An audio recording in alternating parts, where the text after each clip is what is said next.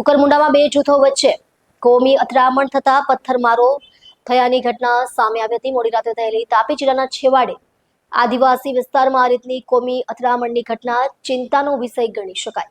તાપી જિલ્લાના છેવાડે આવેલા આદિવાસી વિસ્તાર એવા કુકરમુંડામાં 7 તારીખની મોડી રાત્રે બે જૂથો વચ્ચે થયેલ ભારે પથ્થરમારામાં વાતાવરણ તંગ બનતા મોટો પોલીસ કાફલો ખડકી દેવામાં આવ્યો હતો. મળતી માહિતી મુજબ કુકરમુંડાના ખાટીક ફળિયામાં હિન્દુ મુસ્લિમ વચ્ચે થયો પથ્થરમારો.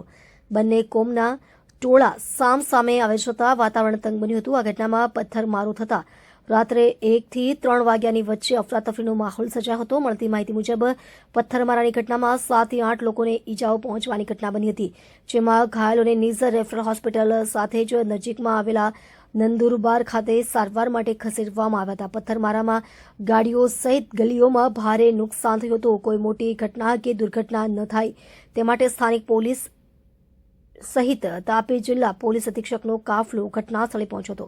આદિવાસી વિસ્તારમાં આ રીતની કોમી અથડામણની ઘટનાને લઈ આદિવાસી સમાજમાં અંદરો-અંદર ભારે આક્રોશ જોવા મળ્યો હતો. આદિવાસી સમાજ દ્વારા તથા આવેદનપત્ર આપી ઉગ્ર રજૂઆત કરવામાં આવે તેવી શક્યતા વ્યક્ત કરવામાં આવી હતી. ડોક્ટર બિંદેશ્વરી શાહ સાથે રક્ષા ગામિત, તાપી. તાપી જિલ્લાના કુકરમુંડા પોલીસ સ્ટેશન વિસ્તારમાં ગઈકાલે રાત્રે બે જૂથ વચ્ચે એક પથ્થરમારાનો બનાવ બન્યો હતો. બનાવની હકીકત મુજબ બે જૂથના યુવાનો વચ્ચે બાઇક લઈ જતી વખતે બોલાચાલી થયેલ અને આ બોલાચાલીએ થોડું મોટું સ્વરૂપ પકડી લેતા આ બનાવ બન્યો હતો અને બોલાચાલી બાદ બંને જૂથ વચ્ચે પથ્થરમારો થયો હતો. પરંતુ પોલીસને તાત્કાલિક જાણ થતાં ઘટના સ્થળ ઉપર પોલીસ તાત્કાલિક પહોંચી ગઈ અને પરિસ્થિતિ ઉપર કાબુ મેળવ્યો હતો. તકેદારીના ભાગરૂપે અમે આજુબાજુના પોલીસ સ્ટેશન ઉપરથી બીજો બંદોબસ્ત પણ મંગાવી રાખ્યો હતો અને એમ કરીને પરિસ્થિતિ અમે કંટ્રોલમાં લીધી હતી.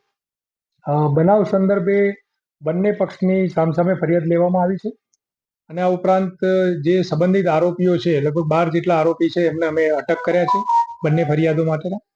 અને ગામમાં શાંતિ અને વ્યવસ્થા જળવાઈ રહે તે માટે જરૂરી તકેદારીના ભાગરૂપે પોલીસ બંદોબસ્ત રાખવામાં આવ્યો છે અને હાલ પરિસ્થિતિ સંપૂર્ણ નિયંત્રણ હેઠળ છે.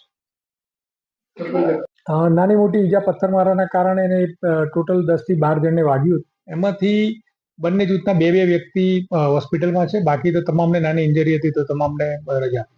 નંદુરબાર ખાતે બે આરોપીને નંદુરબાર ખાતે. મુખ્ય આરોપીઓ બંને જૂથના અલગ અલગ આરોપીઓ છે અને તેમના અગાઉનો એક નાનો અણબનાવ હતો, તેના કારણે થોડું બનેલું છે એવી એક વાત છે.